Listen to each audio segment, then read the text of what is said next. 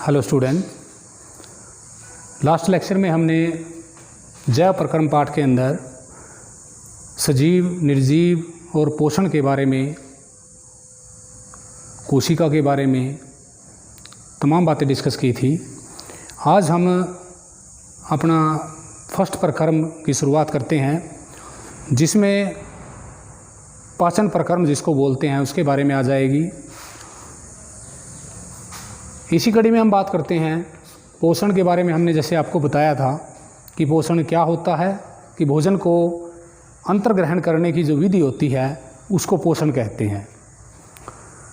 पोषण में स्वपोषण की बात भी हम कर चुके हैं, पर पोषण या विषम पोषण की बात भी हम कर चुके हैं। इस अध्याय के या इस टॉपिक के बारे में आगे हम बात करते हैं।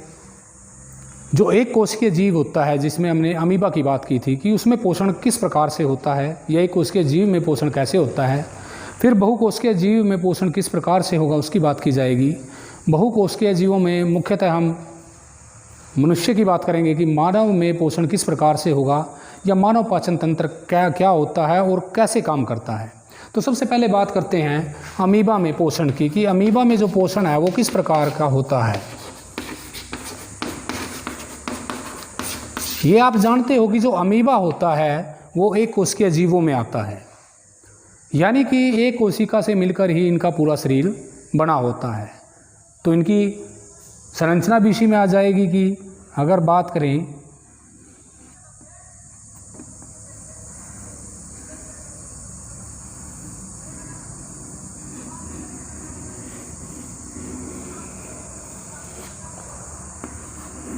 कि दिया हुआ है, ये सामने एक अमीबा का चित्र हमने बनाया है।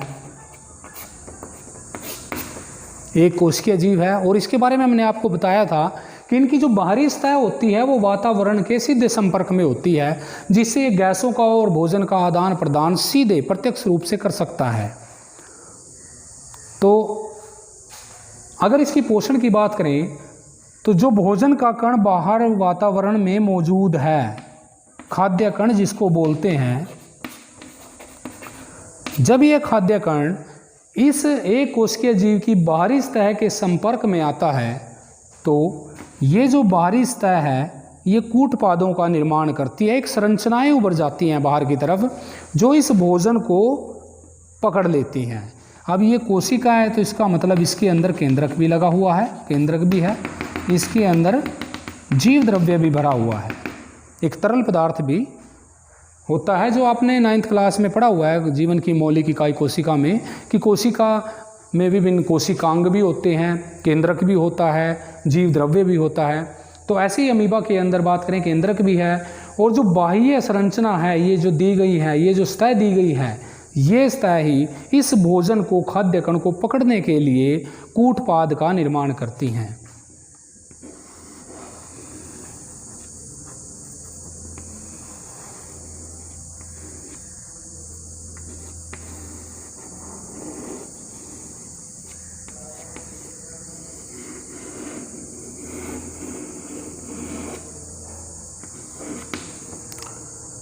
ये जो खाद्य कण है ये अब इन कूटपादों के संपर्क में आ जाता है तो ये क्या हो जाएंगे,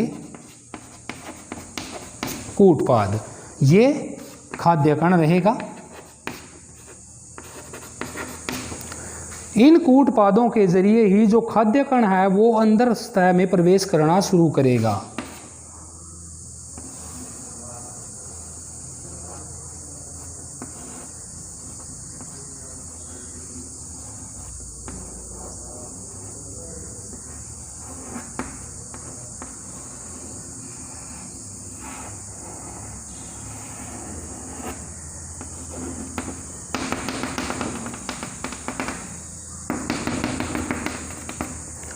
तो जो खाद्य कण है वो अंदर की तरफ कूटपादों के अंदर, यानी कि जो बाहरी सतह है इस जीव की, वो आपस में मिल जाएंगी। इस भोजन के अंदर जाने की जो अंदर सतह बनी हुई है ये अपने आप घुल जाती है और जो भोजन का कण है वो अमीबा के शरीर में अंदर चला जाता है।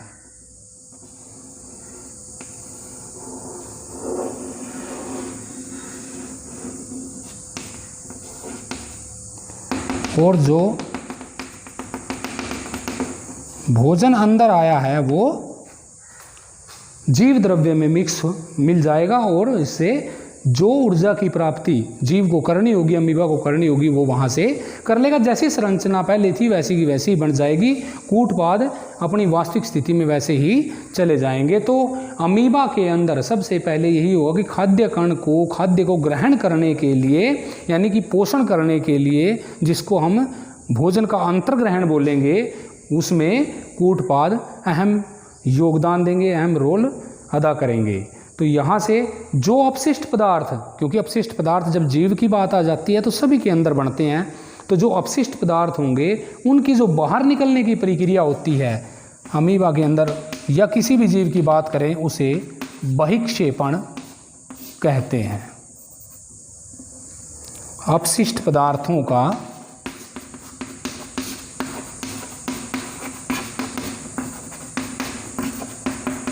बाहर निकलना बहिक्षेपण कहलाता है। और ये जो भोजन अंदर गया, यहाँ से कूटपाद में मिक्स हुआ, यहाँ से आंतरिक सतह वो यहाँ से इसमें जीव द्रव्य के अंदर घुल गई, जिससे जो खाद्य कण है वो भी अंदर चला गया और पच गया। इस तरह भोजन के पचने को स्वांगीकरण कहते हैं। भोजन के पचने व अवशोषित होने को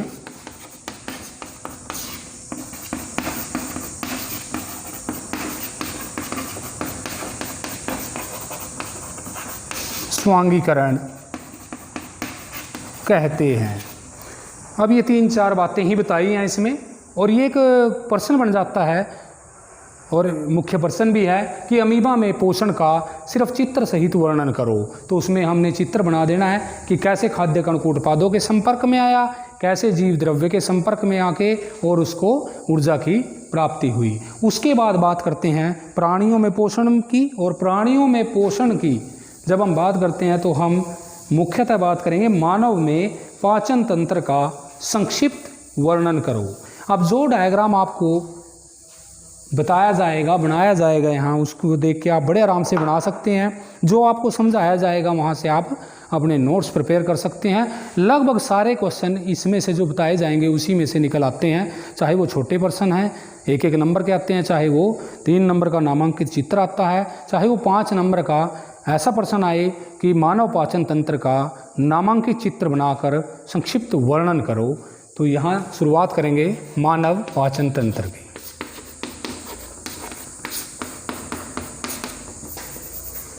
तो मानव पाचन तंत्र की जब बात की जाती है तो इसके विभिन्न, अब क्योंकि हमने इसको तंत्र बोला है, इसका मतलब कोई भी तंत्र जब बनेगा उसमें अलग अलग अंग होते हैं, विभिन्न अंगों से मिलकर अंग तंत्र का निर्माण होता है।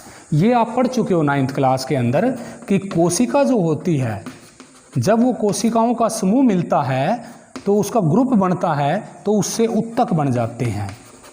जब उत्तक मिल जाते हैं, एक जैसे काम करने वाले उत्तकों का जो समूह होता है उसे हम अंग बोल देते हैं। जब एक जैसे काम करने वाले अंगों का समूह मिलता है तो उसे अंग तंत्र कहते हैं। अब कैसे पहचान करें कि जैसे हमने बात कर ली कि हम मुंह से शुरू करते हैं, मुख में भोजन लेके जाते हैं, ग्रास नली होती है, फिर अमस्या आ जाता है, अमस्या के बाद छोटी आंत आ जाती है, बड़ी आंत आ जाती है। तो ये एक अंग तंत्र के भाग हैं। ये अंग आ जाएंगे जिनका मैंने अभी जिक्र किया। मैंने मुंह का नाम बोला, मैंने ग्रास नली बोली, हमने अमस्या का नाम बोला, हमने छोटी आंत बोली, हमने बड़ी आंत बोली। तो ये सारे के सारे अंग हो जाएंगे जो अंग तंत्र यानी कि पाचन तंत्र का निर्माण कर रहे हैं। अभी हम सिर्फ पाचन तंत्र की बात कर रहे हैं। तो इसका सबसे पहले चित्र बनाएंगे। आप बड़े आराम से ध्यान से देख के इसको बना सकते हैं। आपने ये शो करना है कि ये भाग इसमें दिए गए हैं। तो हमने ये एक आकृति ये ऐसी बनाई।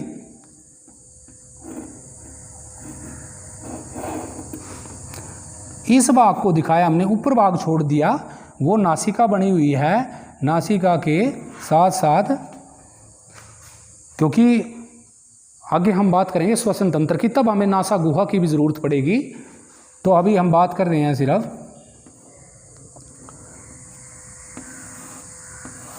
मुख की बात कर रहे हैं, मुख गुहा की बात कर रहे हैं।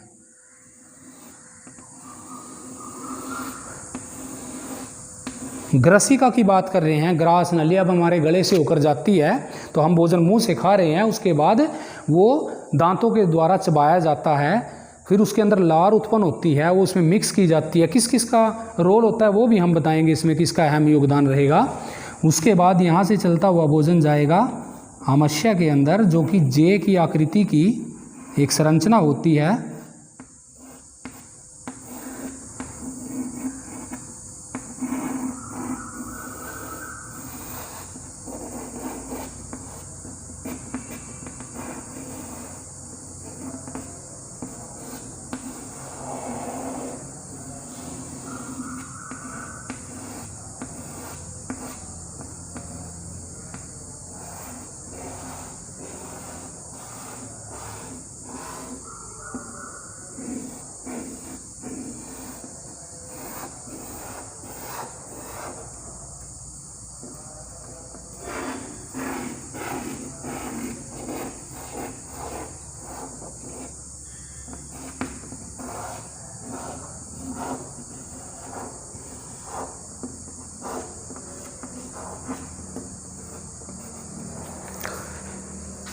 तो ये हम संरचना बनाते जा रहे हैं। क्या इस भाग को क्या कहते हैं उसका भी नाम साथ के साथ आता रहेगा।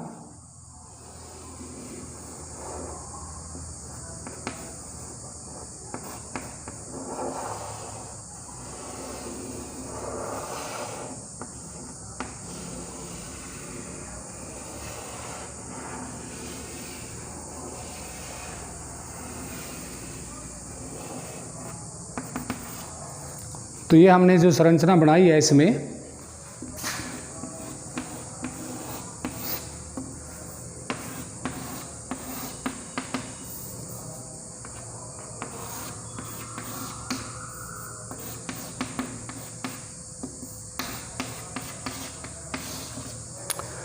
तो अलग अलग भाग दिखाई दे रहे हैं। हमने बात की मुख की, मुख के साथ हमने ये नाम बोला इसमें मुख गुहा।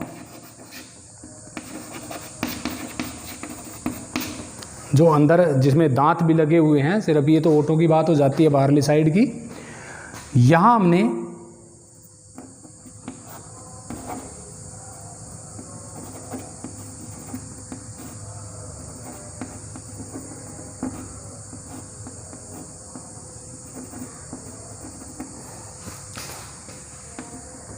एक संरचना बना दी, लार ग्रंथि। सभी के मुंह में लार उत्पन्न होती है। जब हम मिठाई की बात करते हैं, खट्टे मीठे पदार्थ की बात करते हैं, तो मुंह में पानी आ जाता है। तो लार ग्रंथि के द्वारा ही लार उत्पन्न होती है, जो भोजन में मिक्स होती है और उसको मुलायम बनाती है। क्या काम करती है वो भी बताएंगे अभी। उसके बाद बात आती है ग्रास नली की, ग्रसिका जिसको बोलते हैं, जो जिसके द्वारा भोजन आमाशय में जाता है। एक जेगी आकृति की आमाशय होती है, जिसके अंदर जठर रस उत्पन्न होता है। उसके बाद बात करते हैं यकृत की, जो मानव शरीर की सबसे बड़ी ग्रंथि का नाम बताओ ऐसे पूछा जाता है, तो मानव शरीर की सबसे बड़ी ग्रंथि होती है यकृत। यहाँ बना हुआ है पित्ताशय, जिसके अंदर पित्त रस उत्पन्न होता है, जो भोजन में मिक्स हो जाता है छोटी आंत के अंदर जाके और वसा के पाचन में सहयोग करता है। ये एक और ग्रंथि है जिसका नाम है अग्नाशय, जिसके अंदर अग्नाशय रस उत्पन्न होता है, जिसमें इंसुलिन और ग्लूकागोन हार्मोन उत्पन्न होते हैं। ग्लूकागोन हार्मोन उत्पन्न होते हैं, जो सहयोग करते हैं ग्लूकोज का स्तर बनाए रखने में, ताकि जो शुगर लेवल है वो ज़्यादा न बढ़े न घटे। तो इस चीज़ को कंट्रोल करते हैं अग्नाशय से उत्पन्न होने वाले ये एंजाइम। अब इन एंजाइमों का भी क्या रोल होता है वो भी आपको बताया जाएगा। ये जो बाहरली तरफ बनाए हैं बड़े सर्कल, ये हमारी हो जाती है बड़ी आंत। ये जो इधर अंदर जो घुमावदार बनी हुई हैं, तो उंगली जैसी संरचनाएं जो बन जाती हैं ऐसे, तो उनको हम बोलते हैं छोटी आंत।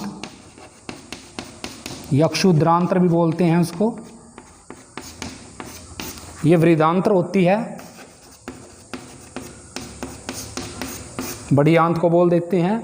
जो अवशिष्ट पदार्थों को बाहर निकालने का काम करता है उसको मल द्वार बोल देते हैं।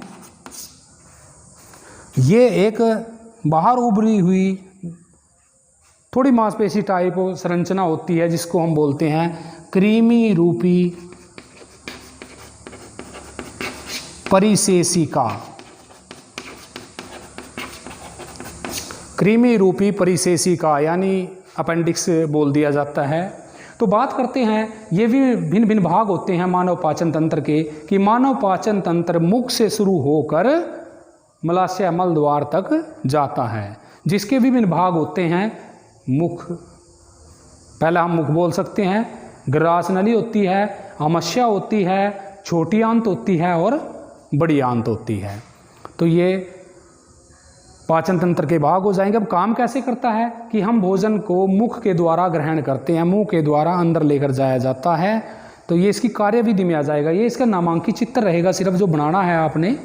उसके बाद जो लिखना होता है, अगर कार्यविधि पूछी जाए कि संक्षिप्त वर्णन करो, तो हम कह सकते हैं कि मुंह के अंदर लार ग्रंथि, 3 जोड़ी लार ग्रंथि बनाई है हमने, 1 2 3 जोड़ी लार ग्रंथि होती है। शुरुआत यहीं से करते हैं कि मुख के अंदर लार ग्रंथि होती है जो लाइपेज एंजाइम, टाइलिन बोल दो सीधा ही, टाइलिन एंजाइम नहीं लाइपेज, टाइलिन एंजाइम उत्पन्न करती है जो कार्बोहाइड्रेट या स्टार्च के पाचन में सहयोग करती है। तो पहला छोटा प्रश्न यही हो जाता है कि मुंह के अंदर लार ग्रंथि कौन सा एंजाइम उत्पन्न करती है?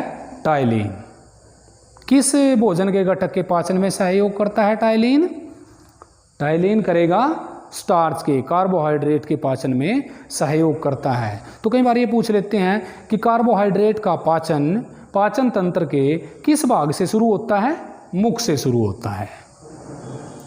उसके बाद आ जाता है कि जो जीभ होती है वो भोजन में लार को मिक्स करने का काम करती है, जिससे लार से भोजन मिक्स हो जाता है और वो मुलायम हो जाता है।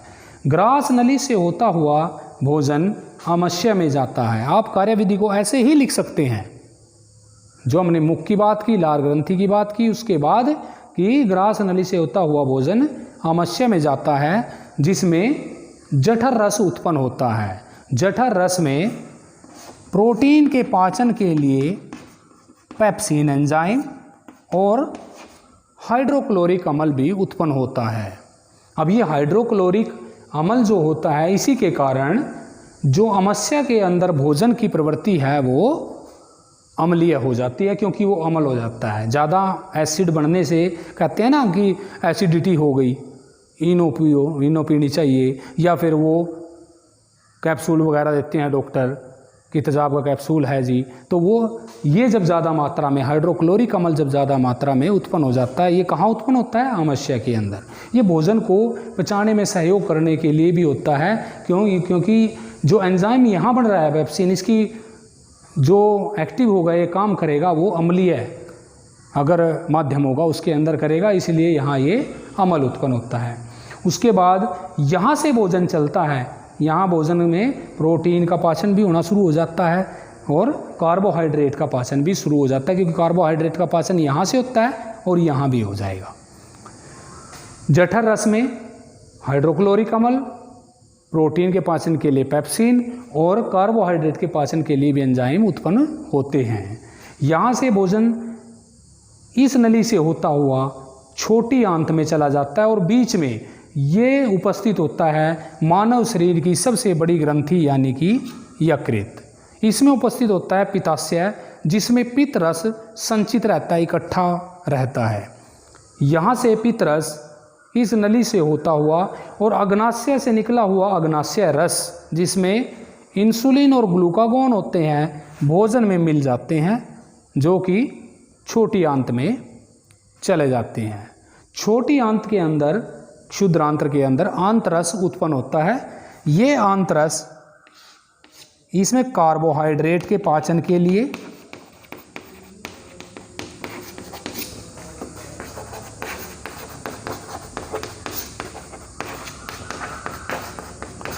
लाइपेज एंजाइम उत्पन्न होता है।